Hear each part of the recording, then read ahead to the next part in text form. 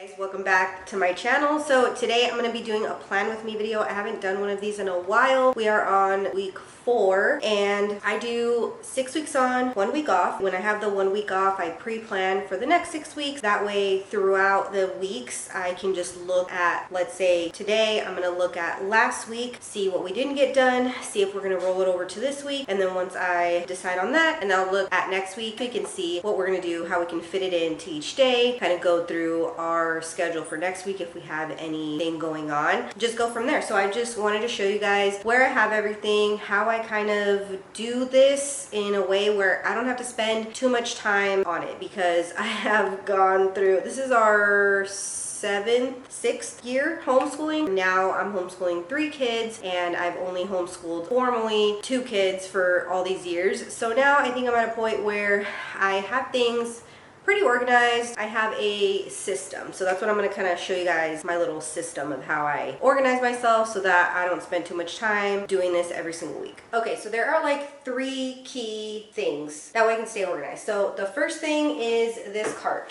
So this cart has 3 sections. So the bottom 2 are for core subjects. I keep their math and their language arts for all 3 of my kids. Oh, and then we're also using Logic of English. So I have those curriculum on the bottom 2, and then on the top tier I have all the books for the week. They generally fit in this bin.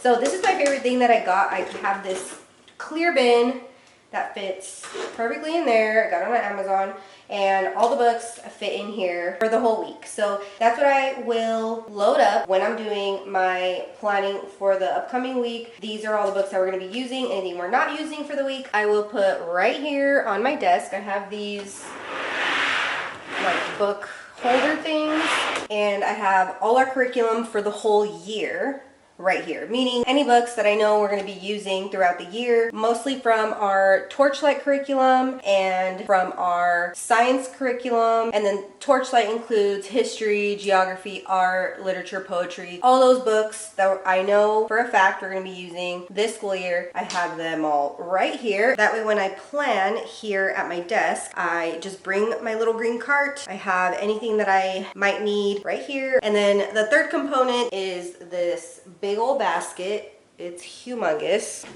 I got it at HomeGoods. This sits over in the dining room where we do most of our homeschool, or like at least we start homeschool over there. And every day, either at the end of the school day or in the morning before we start school, I will look at what we need for the day from the green cart. So again, once I load it up, have everything that we're gonna need for the week, I will take it to the dining room, leave it there all week, and then I will pull books from there daily of what we're gonna do for the day. So that way, visually for me, I don't have to keep going through the cart, and I can focus on what's in the basket. Also, it's so big that like I can put manipulatives, I can put any supplies that we're gonna need, not only books. So if we have any books left over at the end of the day, I can say, oh yeah, we didn't get to this, we didn't get to that, either roll over to the next day or do it later on in the day. We usually homeschool in the morning, so that's useful for me. That's helpful to me. I have ADHD, so it's kind of like out of sight, out of mind for me a lot of the time. So if all the books for every single day are in one spot and I'm not organized for that specific day, it makes it a little bit harder for me. So I like to have my yearly stuff, my weekly stuff in the green cart, and then my daily stuff in here. So that's what I'm going to be doing right now. I'm going to open my iPad. I'll show you guys my week 4 plan on my iPad. I've been planning on my iPad this year. I'm still adjusting a little bit to it. I'm modifying the templates a little bit, adding more things that I need. So it's still a little bit of a work in progress, but I do have all my 6 weeks planned out. Here is week 4. I'll turn the camera around in a second, but this is just kind of how it looks like. I already pre-planned. I have everything per subject. I try to follow the Torchlight curriculum for level 3 that I'm using for my older 2 and level K that I'm using for my kindergartner. So that's kind of the goal. I feel like it's not too much. Sometimes it can be a little bit much because I'm doing 2 depending on the week. Like sometimes there's a little bit more more than other weeks, but I just kind of roll things over or sometimes let it go. But for the most part, we're able to roll things over and get them done. So let me get you guys on my other camera, turn you guys around. That way I can show you guys the books and stuff as I go through my weekly plan. Okay, so now that I know what I'm gonna roll over for next week, I'm gonna go just down the list. So I have the list of books split up by read alouds, activities, and study. So study means more like something like this,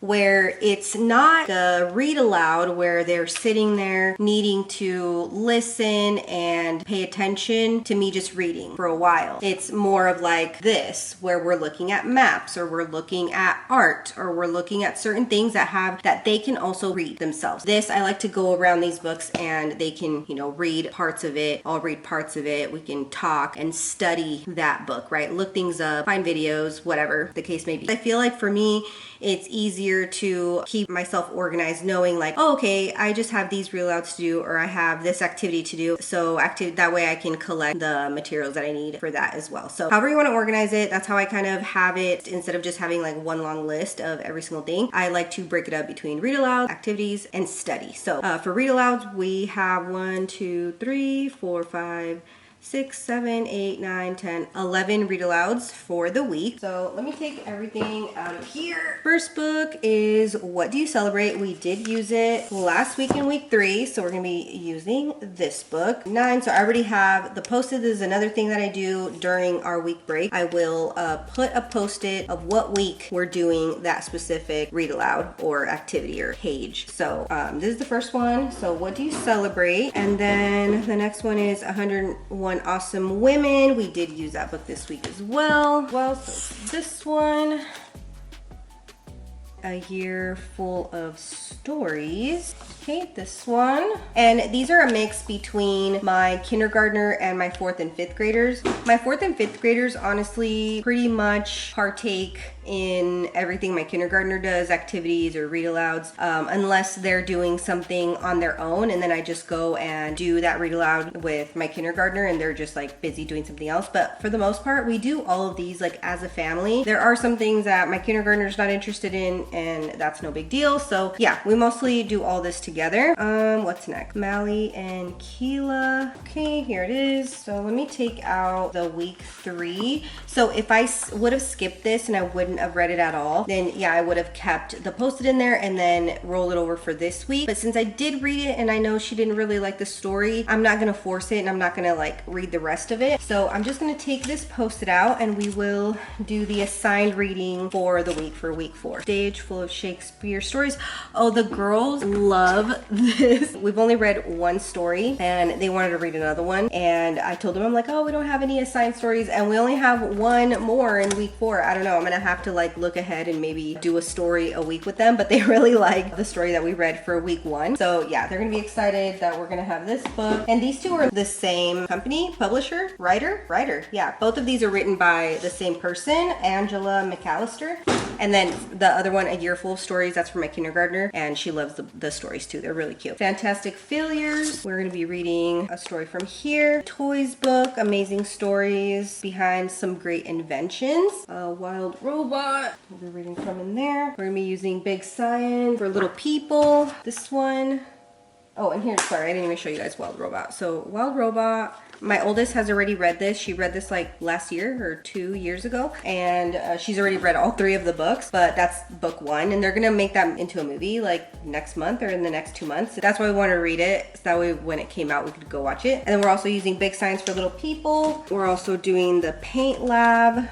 We're making one up from here as well. Smithsonian Illustrated Atlas. We pretty much use this one every week as well. This one's for my kindergartner, but my older two, they love geography and like history and stuff, so they really love these books because they're super detailed, really, really cool, lots of information. That one's called Smithsonian Children's Illustrated Atlas. This one is also very cool. We've been enjoying this more than I expected. The Old Masters Rock. So it's just a book teaching you how to look at art with your kids. Very cool. So there's like tons of different art, and then it will tell you all the info on the art, you know, in a very like interesting, child friendly way. So we're gonna be using Old Masters Rock next week.